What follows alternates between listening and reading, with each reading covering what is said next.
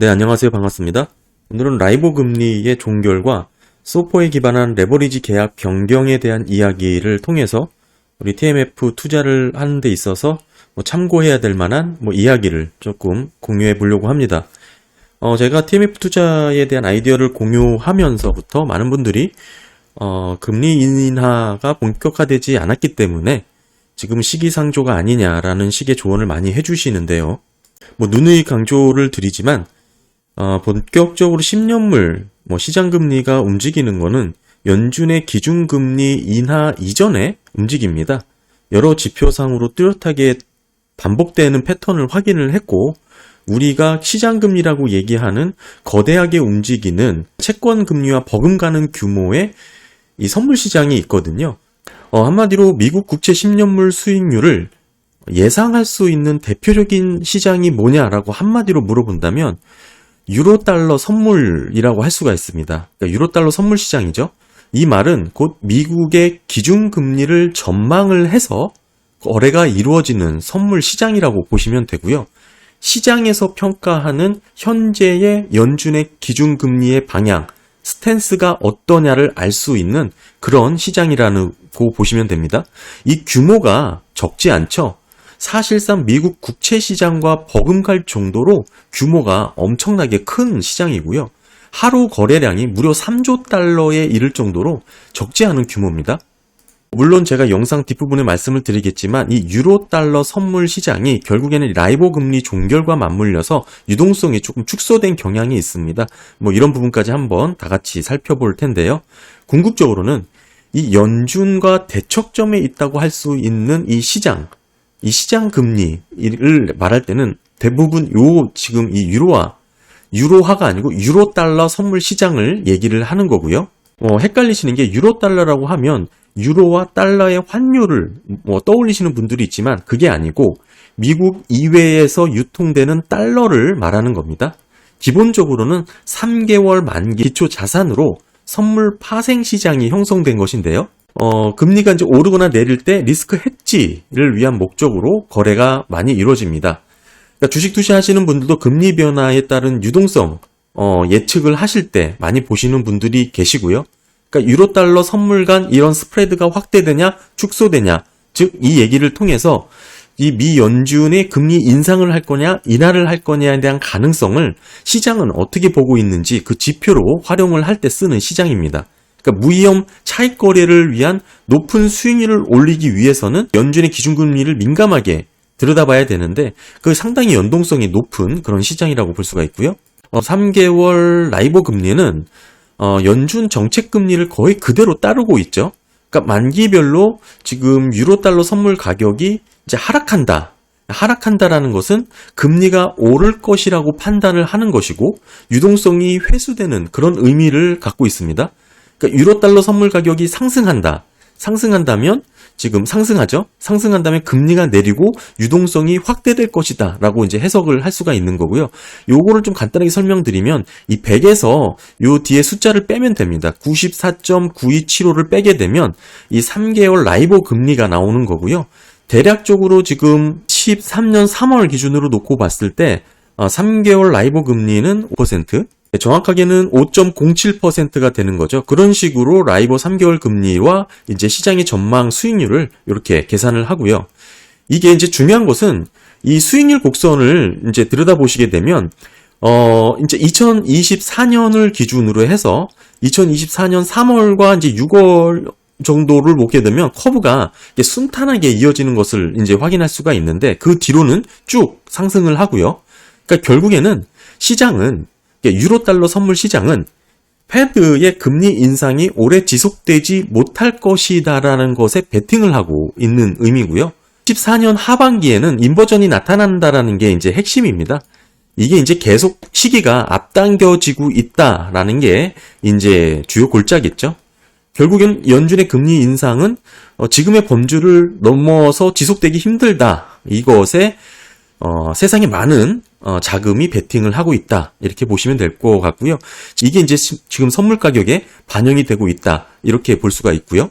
이게 이제 아직은 라이보 금리의 이제 헤지 베팅을 위해서 유로달러 시장이 상대적으로 남아있긴 하지만 아까 말씀드렸지만 소퍼 기반으로 지금 파생상품 시장이 넘어가고 있거든요. 그래서 이제 결국 유동성이 줄어들기 때문에 이 라이보 금리가 퇴출되게 됐죠.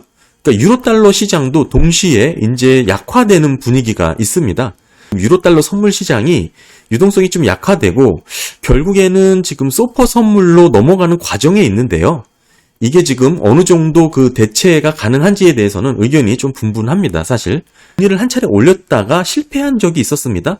그러니까 이게 그 실패한 원인이 바로 이 단기금융시장에서의 왜곡, 즉 RP 위기 등으로 퍼져나갔기 때문인데 결국에는 이렇게 정책금리와 시장금리와의 이 차이를 연준이 이길 수 있느냐, 이길 수 없느냐로 이제 대결 구도가 이제 형성되는 것이죠. 당시에는 이제 뭐 시스템 위기가 생겼고, 뭐 코로나 위기도 생겼고, 뭐 이런 이유가 있었지만, 어찌됐든 연준의 긴축 스탠스가 결국에는 이 단기금융시장과의 싸움에서, 결국에는 중단하게 된 원인이 됐다라는 뜻이죠.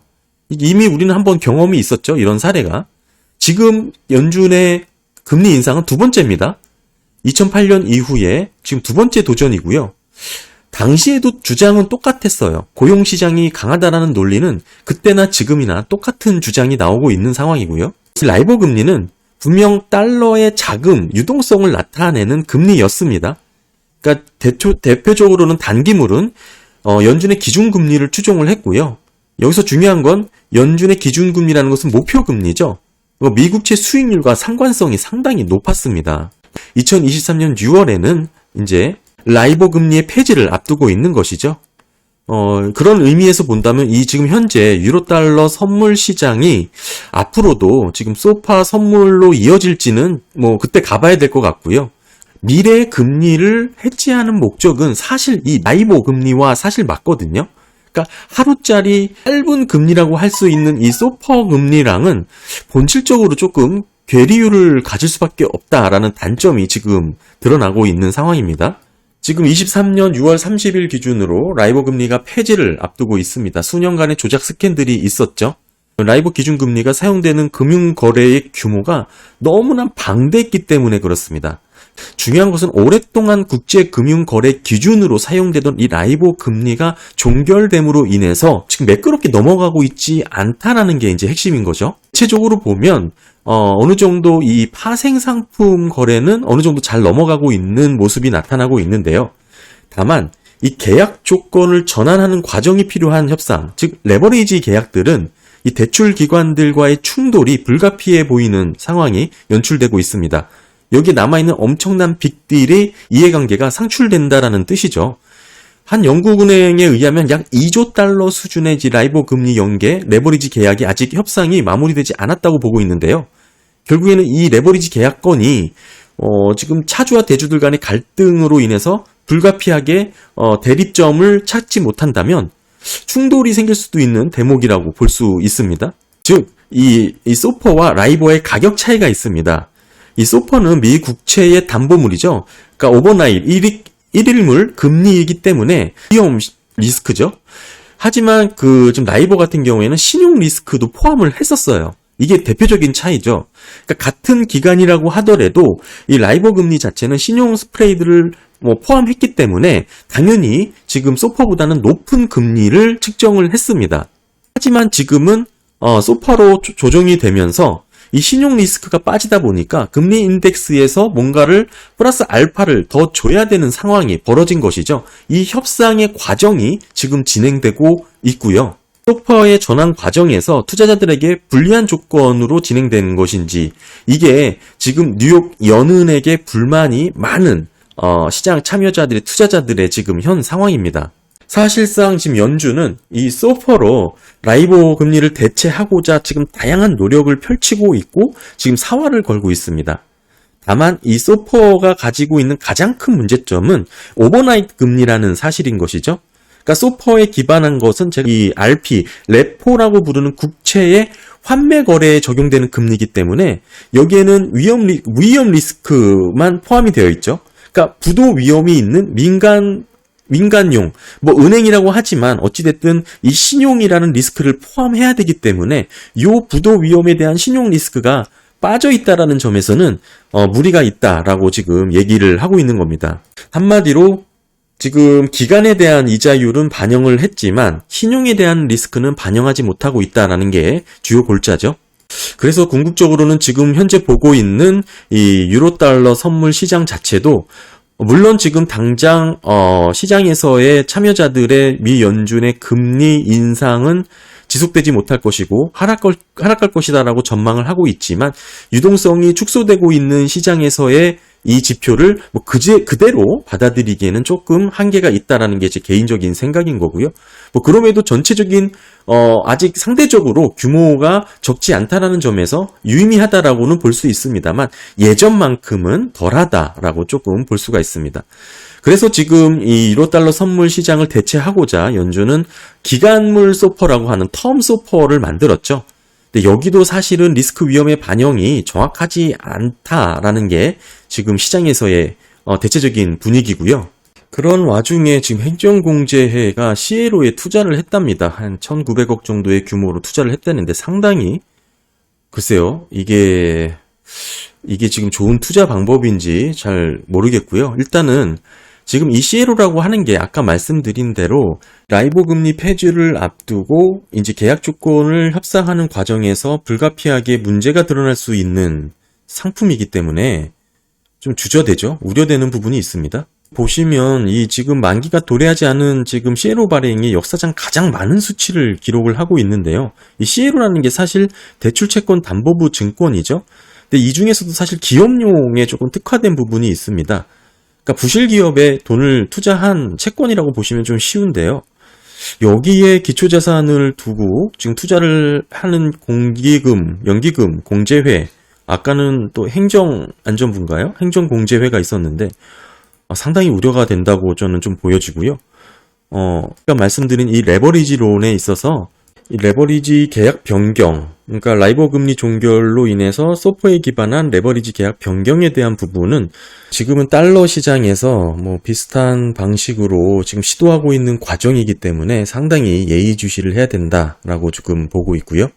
네, 그래서 오늘은 이 라이보 금리가 폐지가 됨으로 인한 서퍼 초단기 금리로 대체되는 과정에서의 그 치열한 레버리지론과의 그런 차주, 대주들 간의 분쟁에 대해서 한번 살펴봤고, 그게 지금 현재 미국 국채 10년물 수익률을 예상해서 대표적으로 가늠해 볼 수 있는 선물 시장이죠. 유로달러 선물 시장의 유동성이 축소되고 있어서 시장에서의 평가하는 연준의 기준금리 방향 스탠스가 어떤 것인지를 예전만큼 정도는 아니다. 물론 지금 뭐 긍정적인 모습이 나오고 있긴 하지만 TMF 투자자 입장에서는 하지만 예전만큼 정도는 아니다라고 좀 말씀을 드렸고요. 마지막으로는 레버리지 계약 변경 과정에서 발생할 수 있는 알 수 없는 리스크 위험, CLO를 저는 언급을 했지만 굳이 CLO가 아니더라도 리스크 위험이 상당히 지금 현재 가능성을 좀 예의주시해야 된다라고 이렇게 정리를 할 수 있을 것 같습니다.